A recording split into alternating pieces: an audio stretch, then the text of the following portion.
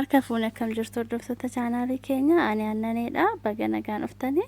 Akkuma yeroo darbe isin ibsuu yaalletti chaanaaliin kun viidiyoo garaagaraa nama barsiisu jennee yaadnu afaan Oromootiin kan irratti walii qoodnu ta'a.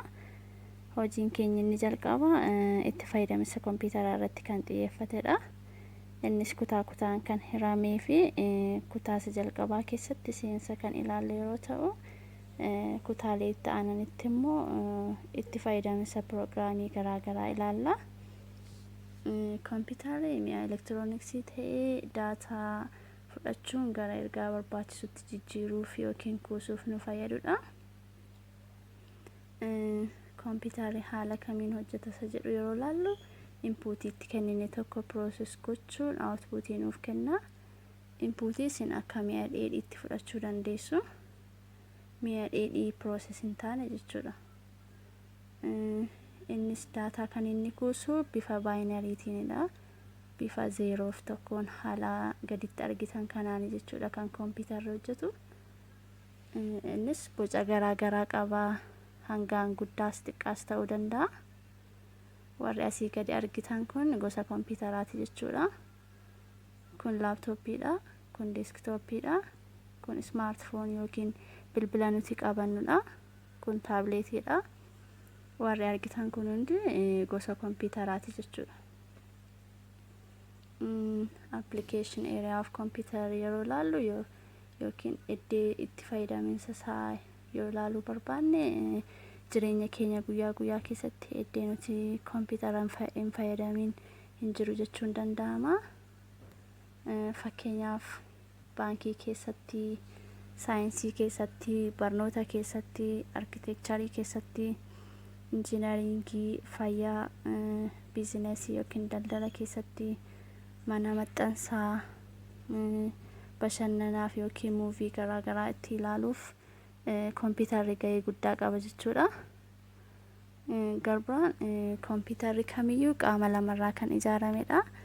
Isaanis haardweerii fi sooftiweerii jennee lamatti irree ilaalla. Haardweeriin qaama kompiitaraa harkaan qaqqabnee itti fayyadamnu yeroo ta'u, fakkeenyaaf kan akka maawuzii, kiiboordii, moonitarrii fa'aa haardweeriidha jechuudha. Sooftiweeriin immoo qaama kompiitaraa harkaan hin qaqqabamne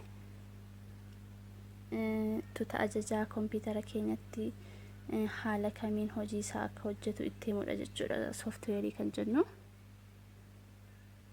Haardweerota yeroo ilaallu CPU'n fa'aa, meemoorii yuunitiin fa'aa, input device'n, output device'n, secondary storage device'n fa'aa haardweerotadha. CPU yeroo ilaallutti sammuu kompiitaraa jedhamuun beekama. Innis iddoo inpuutii nuti kenne tokko itti pirooses ta'udha jechuudha. Guutummaa siistama kompiitara keenyaa karaa qabsiisuuf yookaan to'achuuf nu fayyada. Akkasumas daataatti kennine tokko iddoon itti pirooses ta'u seentiraal piroosesiingii yuunitiidha jechuudha. Inni lammaffaan meemoorii yuunitiidha. Innis piroogiraamii garaagaraa, daataa garaagaraa iddoo nuti itti kuusnudha jechuudha. Raamii fi roomiitti hirree ilaaluu dandeenya jechuudha meemoorii yuunitii. Garbiraan input deviceidha. Input device kan jennu daataa karaa nuti CPU'tti erginu. Garbiraan input deviceidha jechuudha. Input device'n daataa yookiin inputii akkasumas piroogiraamii gara CPU'tti erguuf nu fayyada. Innis kiiboordii, maawuzii, jooyistikii yookaan geemii kompiitaraa kan ittiin taphannudha.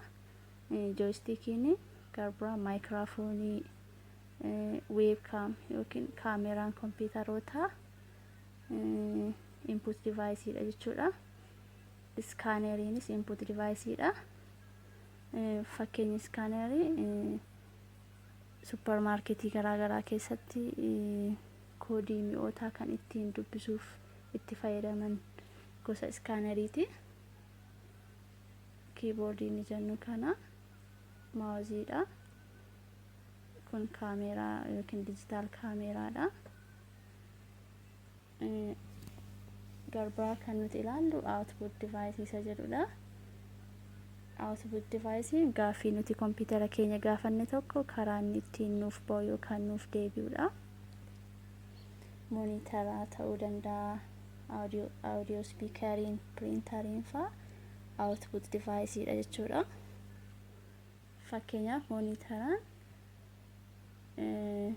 muuvii tokko bannee akka nuti ilaallu picturii ilaaluu barbaanne sana irratti display gochuuf nu fayyada jechuudha. Monitarri garbiraa audio speakeriidha. Fakkeenyaaf faarfannaa ta'uu danda'a, sirba garaa garaa yeroo kompiitara keenya irratti bannu kan inni sagalee nu baasu karaa audio speakeriiti jechuudha.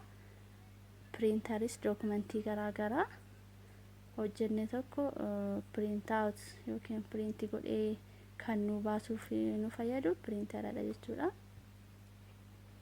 Kan asii gadi argitan kun monitara, kun CPUdha jechuudha. Kunis gosuma monitaraati. Kun speakeridha. Kun printarii isa jennudha. Gosa garaa garaa qabaachuu danda'u. Isa keessaa tokkodha kuni. Kutaan biraa kan ilaallu secondary storage device yookaan kuusaa lammaffaa jettanii fudhachuu dandeessu. Kompiitara keenyatti maxxanuun daataa piroogiraamii irra kaawwachuuf yookaan fuulduraaf itti fayyadamuuf kan nu fayyadudha.